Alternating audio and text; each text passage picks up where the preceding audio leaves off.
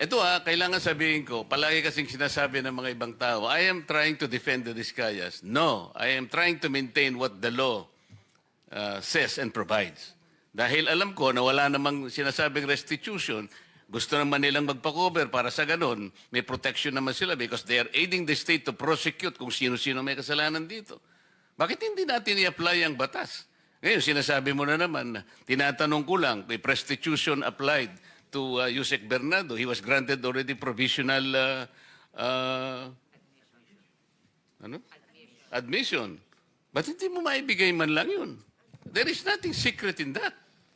Otherwise, pero meron kayong paborito, merong hindi. Parang namimili kayo. It is a selective process. May I respond, Mr. Chair? Yes, you may respond. Again, we take exception to the statement of the good senator that we are being selective. The process of application... Yun ang ginagawa no, the process mo, of you're application, making a sir... selective application of the law. Sinasabi natin, walang requirement ng restitution. Will you agree? I agree, sir. It is Oh. not explicitly stated in the law.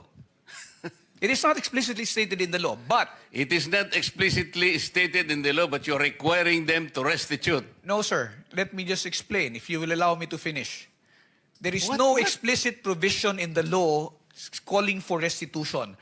However, there is a memorandum of agreement whereby terms and conditions can be stated therein. And if there is agreement as to restitution, Alam mo, yung the same can memorandum be of included. agreement, hindi siya kasamang restitution. Yung pagka siya ay na-admit na as state witness, kaya mo lamang siya lalagyan ng memorandum so that he can cooperate with the DOJ in prosecuting this case. Precisely, Huwag mong sir. iisipin na i-include mo yun doon sa memorandum. You are debating from the law itself. There is no deviation, sir. Sabihin mo sa akin kung anong provision that the memorandum will require restitution. There is nothing in the law, again, which states Ito that... yung problema ninyo eh. Palagi kayong ganyan kung makipag... No, sir, we're being very candid with the And then sasabihin nyo, committee. take exception. Kayo ang nagte-take exception, pati batas eh, binabago ninyo. No, sir. If the Diskaya couple would want to be admitted, all they have to do is go through the same process. But it's not a matter only of... Pumunta na sila. Yes, sir. But they have not... Alam mo, si Secretary Boying Rimulya ang nandito. Nag-uusap pa sila dito.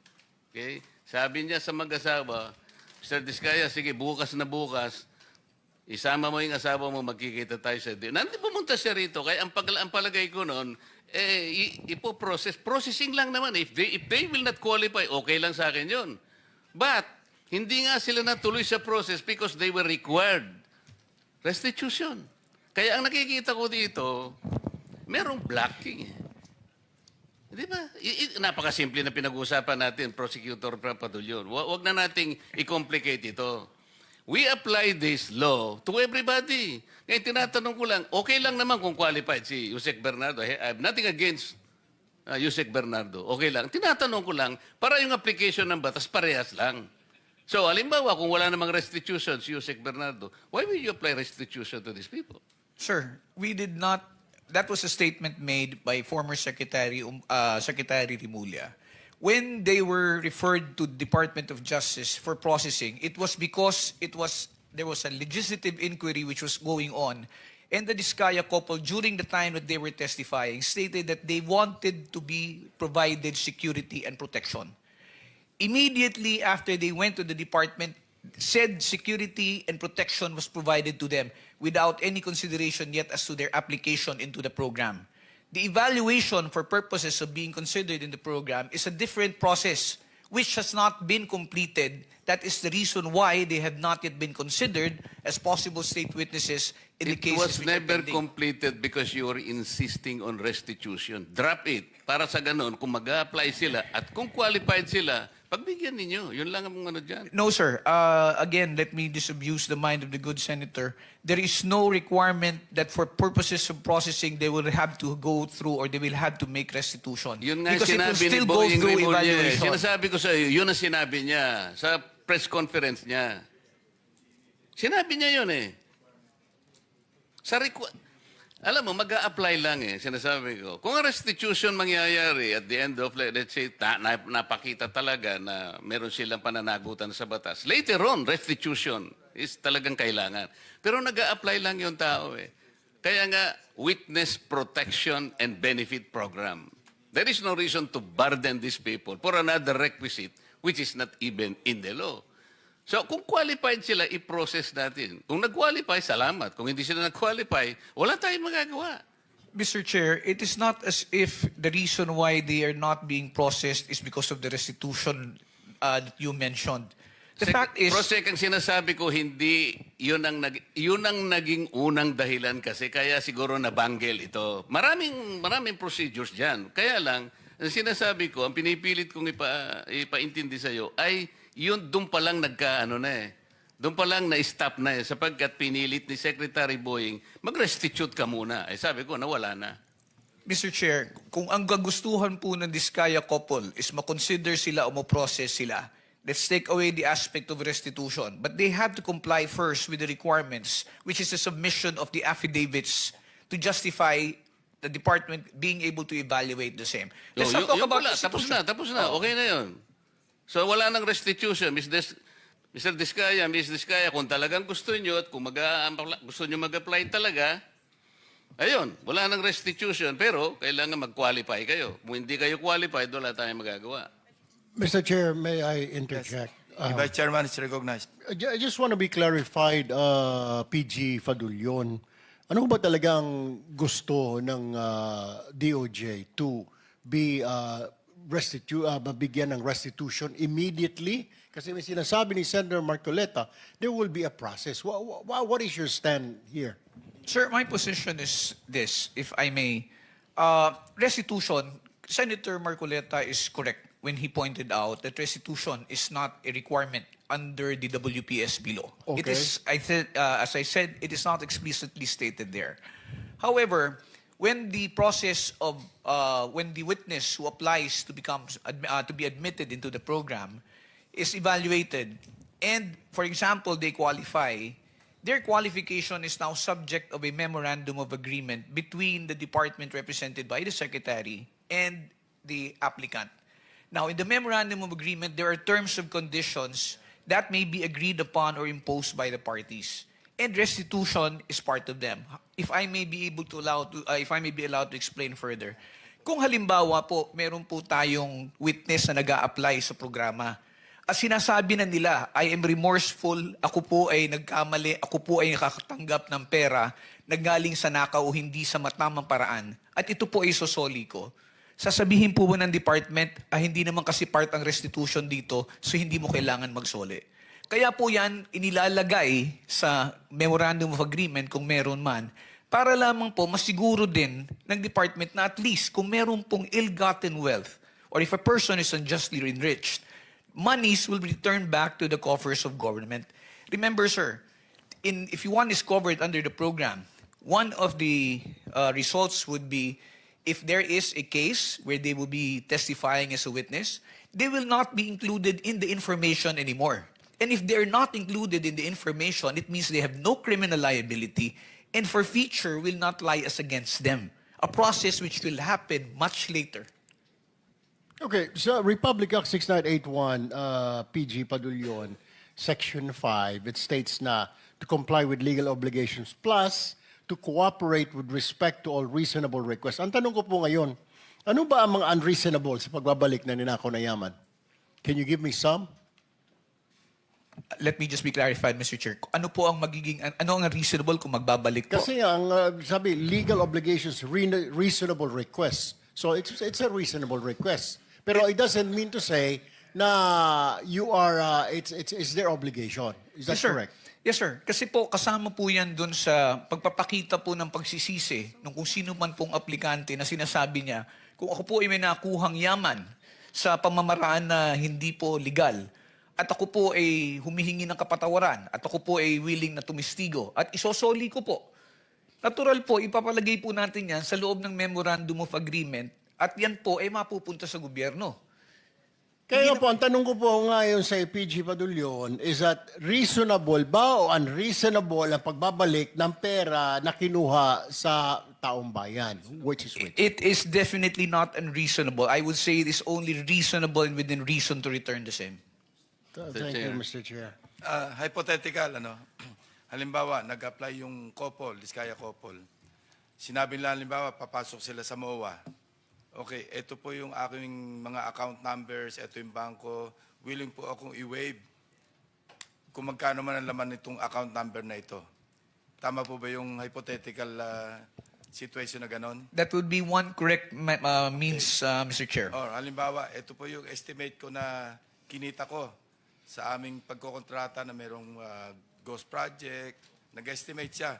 Nagbigay siya sila ng estimated amount na sa tingin ninyo acceptable kasi yun ang base rin sa reasonable na computation. Kasama rin yung sa MOA. That will also be included in the MOA, So sir. hindi immediate na Hindi po pagpasok nila, babayad na kagad sila. Parang extortion yun. Yes, sir. Hindi po immediate. Kasi mangyayari niyan is parang you paid your way to be able to be admitted. Parang you buy your way Yes, sir. in to the Yes, program. sir. Ito po, it's a So necessary... merong miscommunication.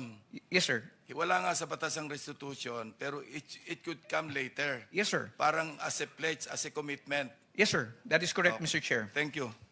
Mr. Chair, ikaw na nga hindi man hidden wealth Sorry. pinag-uusapan Mrs. dito. Diskaya wants to say something. Can we allow her? Pwede natin magsalita ka muna. Yes po. Miss. I-confirm ko lang po kasi with what attorney Fadulian said na meron kaming we were given temporary security. Definitely we weren't kasi I had to get our own security for me and my kids after the session here where we mentioned the 17 congressmen. So hindi po kami nabigyan ng DOJ ng any security whatsoever.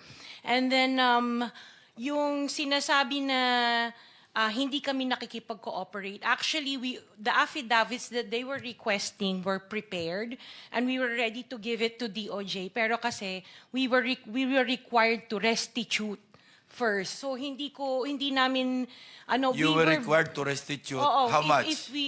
Wala silang sinabi na amount. So hindi Baka- namin alam kung ano yung restitution. Baka stipulation lang. Oo. So it was one of the yun nga po, one of the stipulations PG, that baka stipulation lang was yun. asked of us. Mr. Chair, I am not privy because I am not part of the ones who've been talking Yes. to and communicating Yes po, with the opo. Diskaya couple. So I will have to validate that information, Mr. Chair, as to whether or not So- restitution was made a condition. Maybe you can renew your application. Actually, hindi din Puntahan kami... nyo na lang si PG Padulyon. Opo, hindi na po kami, we are 100% trying to cooperate with whatever is asked of us.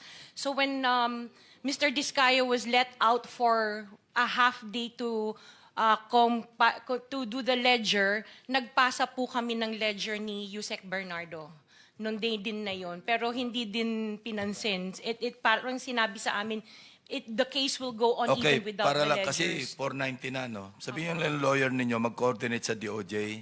Andito yung director ng WPP. Kung makipag-ugnayan, para hindi tayo dito nagba-back and forth. Hindi tayo matatapos eh. Kasi I think there's a lot of miscommunication eh.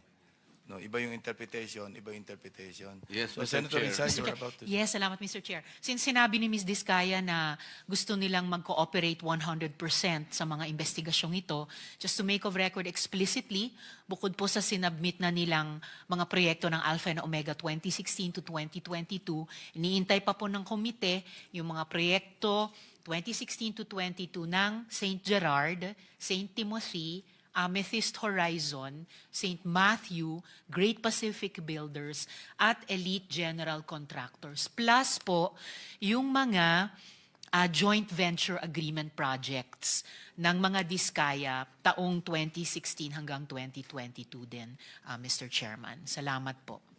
Thank you. So, salamat Mr. Chair at siguro baka magkakaroon ng panibagong pag-asa yung mag-asawa na ito. Pero Prosec Padulyon, huwag mo nang ipipilit yung restitution na yung ilalagay mo sa memorandum. Mali yun. Para matuloy. Kasi nag-a-apply lang naman eh. Baka naman, ang totoo niyan kahit, Mr. Chair, kung... Actually, hindi outright yung restitution. Parang pledge yan eh. Parang willing kami mag-restitute. Parang ganun lang. Hindi outright kasi pagka-outright, parang extortion yun. Hindi, maski na yung pledge eh. Wag na muna nating ilalagay kasi parang nababahiran ng ano eh. Unang-una, hindi nga natin alam, magkano ba yung re-rest? Sino bang magkukwenta? Sino magtatago nito while nandyan yan? Paano kung halimbawa hindi naman na kumpleto, hindi sila nag-qualify, o kung nag-qualify man lang sila as state witness, later on nagkaroon nga sila ng konting sablay, pwede rin naman silang i-discharge as state witness. What happens to the restitution? Kaya para wala kayong sagutin, wag nyo nang ipipilit yun, wala kasi sa batas yun. Okay. I would suggest Thank that you, the lawyer Mr. of Chair. the Diskaya couple will just coordinate with the DOJ. Okay. Settled? Para mag-renew yung application. Yeah, thank you very much. So, meron pa? Thank you, Mr. Chair. Thank you very much. PG, you want to say something pa? Sir, ulitin ko lang po, yung pag-admit, pagpasok ko kasi sa pag-apply sa program is voluntary. That's why we cannot coerce or force anybody who wants to be admitted. However, yung sa sinasabi lang po ni Senator Marcoleta, una-una po liliwanagin ko, hindi po ako nag-i-impose ng conditions na ilalagay sa Memorandum of Agreement. It is an agreement between the Secretary of Justice representing the WPSB and the applicant. Now, as to whether or not restitution will be included there will depend on the evaluation of whatever statements will be submitted to us. So, gusto mo talagang patagalin itong usapan na to? Pinaliwanag ko lang, Tama na. pinaliwanag ko lang ho, sir. Okay na. Pinaliwanag ko lang ho. Okay, okay. So, members, would you like them to continue reading yung ledger, the contents? Sige. Continue, Mr. Diskaya. Congressman Romulo, care of Angelita Garucha and D. Aris, August 25, 2020, 3,915,000. January 17, 2022, 5,403,000. January 17, 2022, 2,058,000. February 14, 2022, 5,487,000. Wait.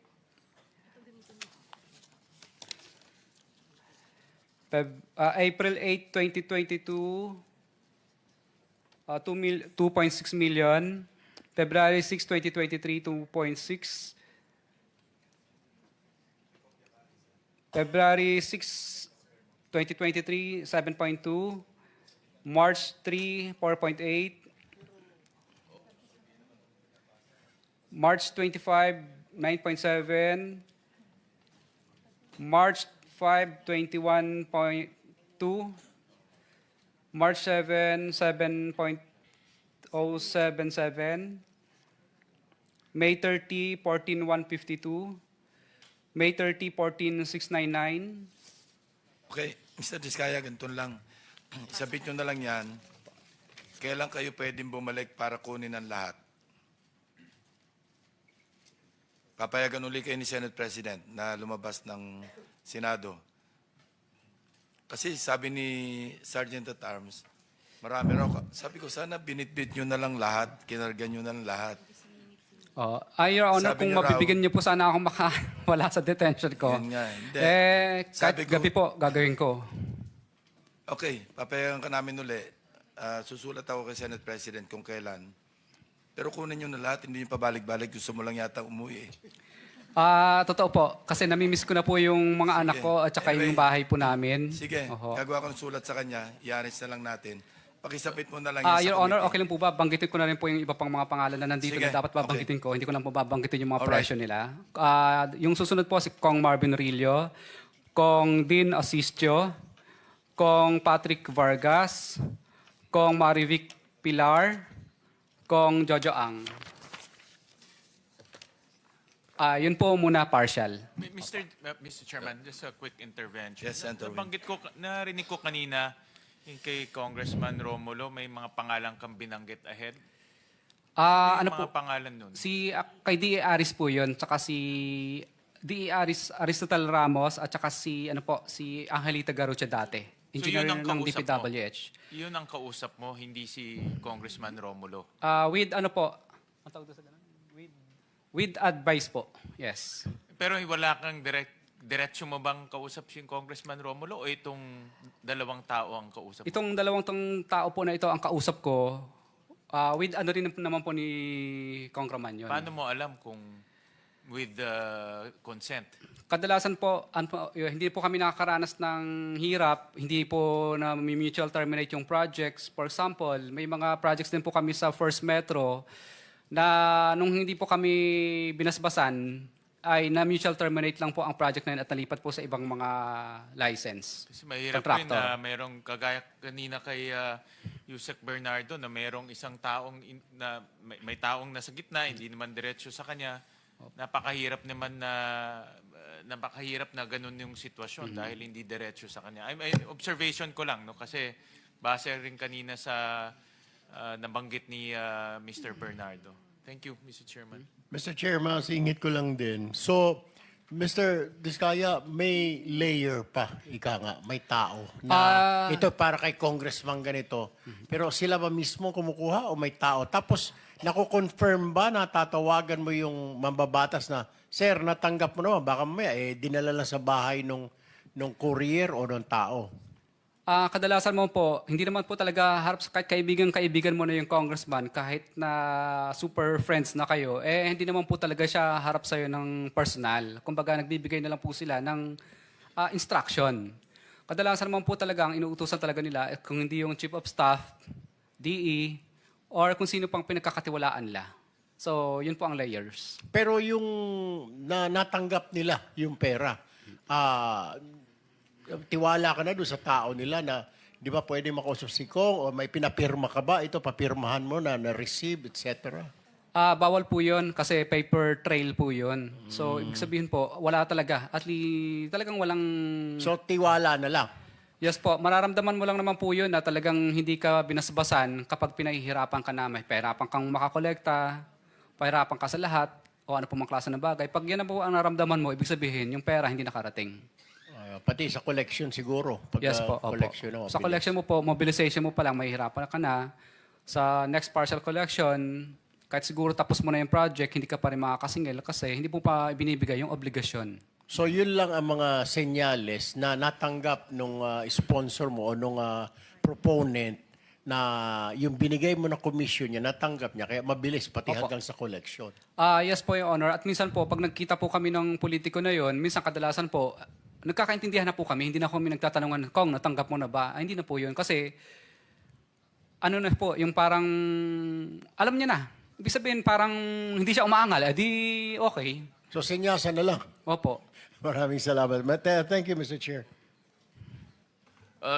Mr. Chairman, before you suspend, just one question to Yusek Bernardo. I am in possession of some documents. Is it true that the DPWH owes the mother-in-law of Senator Grace po sa right-of-way? May I, Mr. President, ano po Yung DPWH, may mga utang sa mother-in-law ni Grace po tungkol doon sa mga right-of-way. Malaki yung halaga. Ito yung listahan nyo.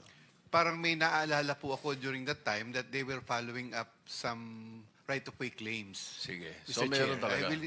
But sorry po, Mr. Chair, I'm not... Oh, hindi nga ikaw, pero yung DPWH. Meron po. I remember po na merong mga parang Quezon City po yata yun if I'm not mistaken. Correct. Okay, thank you. I just wanted to clear that. Mr. Chair.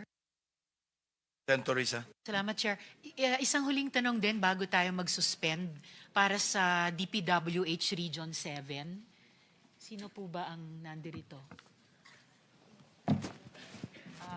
Sir Villa, tama po. Kayo pong Regional Director, ano po? So sir, tulad ng pagtanong ko kanina sa DNR, Cebu's flood control failed just when Cebu needed it the most.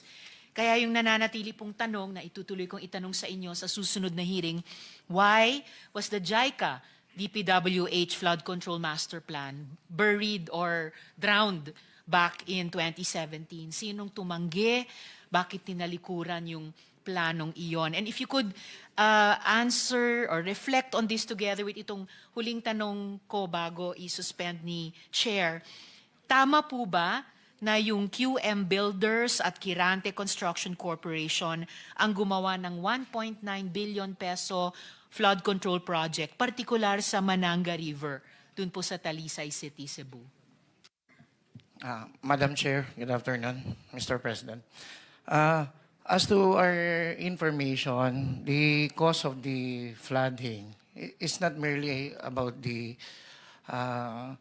issue on the flood control, but as what it was answered already by the DNR. So, as to the question of if that specific amount of projects being considered for the two contractors, I still have not the exact project that was damaged or that was implemented in that area.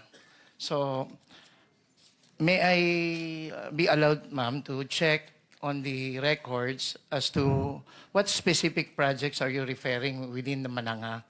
Is it the damage or the constructed one?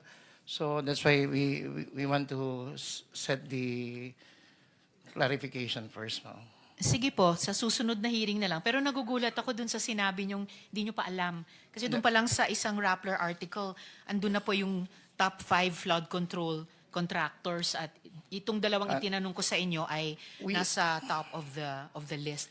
Madam Chair, we did have the still in investigation and inventory of the damaged flood control within the Mananga. That's why I'm really sorry to mention that I still don't have the exact amount and the exact numbers.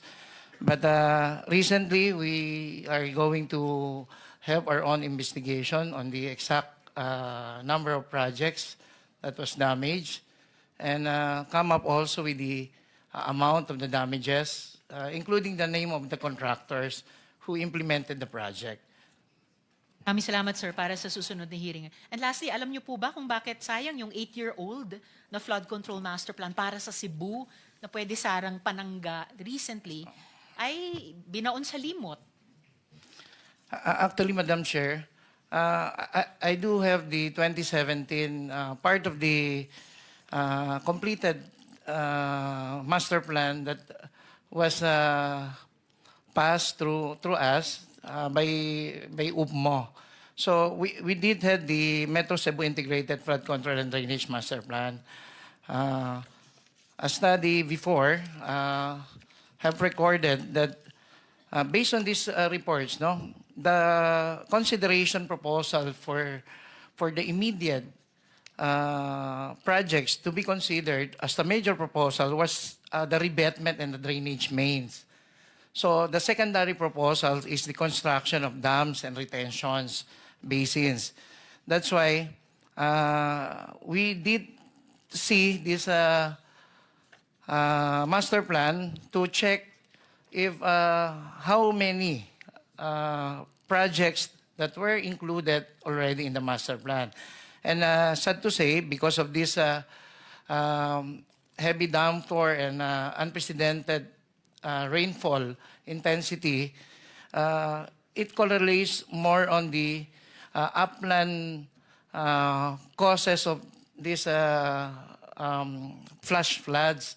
So if we tend to relate that if these projects were implemented during the time that it was completed, maybe it would resolve the issue. So, yun nga po, ang binambanggit lang po rito, ang unang naging parang priority po, based dito po sa master plan, based sa record, is meron pong amount of revetments and drainage mains. Since then, meron po secondary proposal, which is the creation of the dams. So, as time passes po, parang lumalabas po na hindi ho masyadong nabigyan ng consideration yung pag-create siguro po ng isang o dalawang dams doon na suggested because malaking factor din po yung mga nako-consider po regarding po doon sa needed feasibility studies and everything. So, kaya po, siguro po, based on the initiative that the new secretary is doing, that he mentioned that we can immediately consider these measures as part of the solutions that those important components in resolving the possible recurrence of flash floods should be addressed. I'm sorry, Sir Villa. I mean, salamat sa mga pagsagot niyo. Pero hindi po pwedeng magturuan lang ang DPWH at DENR dito. Kasi po, kung tulad nung sinasabi ko kanina sa DENR, kung ginawa po ng DENR yung mandato niya upland, at kung ginawa po ng DPWH yung mandato ninyo sa lowland, kahit nakalahati nyo man lang yung kamatayan at damage dun sa mga kababayan natin sa Cebu. So lastly, so sinong tumanggi dun, at least dun sa flood control master plan ng JICA DPWH? Ba't po ito tinalikuran? Ma'am, sorry, Madam Chair. I guess no one refused to consider or refused to not do this master plan. But however po, with the support that given to this major projects or consideration for these dams, were not part of the priority at then time. So, yun po ang parang pakiramdam lang po namin dito. It was already addressed in the master plan, but still, because of the, siguro po, issue at that time ay kailangan din po ang intervention ng local and other agencies na involved po rito, ay hindi po ito ay naging priority doon sa iba't ibang aspeto po. Yung master plan ay hindi priority, Nino. No po ma'am, hindi ang master plan. I mean po, as part of the included component that infrastructure component that should be included in the master plan is the dam construction, which is the secondary recommendation within the master plan at that time. So, parang ang sinasabi ko po, Madam Chair, so kung ito pong mga revetment walls are being prioritized before, because this was part of the major proposal within the 2017 master plan. I can hear, Mr. Chair, in closing, I can hear yung tone of regret dun sa boses ni Sir Villa. But, you know, not primary components like revetment, drainage, secondary components like dams, retention basins will not build themselves. Kailangan po ipatupad ng DP, kailangan ipatupad ng DENR, kailangan ipatupad ng LGUs at ibang agencies. Hindi pwedeng pagkatapos ng trahedya sabihin ng lahat, hindi kami yun. It's something, it's someone else, it's something else. Hindi eh. Para makabayad utang tayo sa mga namatayan kahit taxpayer sila at inasahan nila ang flood control, para hindi na maulit yung ganitong trahedya, we have to implement good master plans or good plans. I mean, ano lang, para Yes, Madam Chair. Common sense lang po, sir. So, I will, salamat naman po for the initial answers. I'll suspend for now, Mr. Chair. Salamat Thank you. po. Before we suspend, yeah, just to make it of record na yung committee is in receipt of documents like ledger and other items from witnesses Curly and Cesara Discaya with the assistance of counsel consisting of 8 pages. Yeah. And by the way, can you not submit a soft copy na lang, digital? Your Honor, wala po akong ganun. Kadalasan po, Saan ang pagkatapos ko pong isulat yan, dinidelete ko rin po. Sinusulat mo, tapos tinatype mo lang? Yes po, Your Wala Honor. kang soft copy? Hindi po, hindi po. Kasi baka po mabasa ng Anyway, sige. kahit sino. Just wait for our notice kung kailan ka uli uuwi. No? Sige. Thank you very much.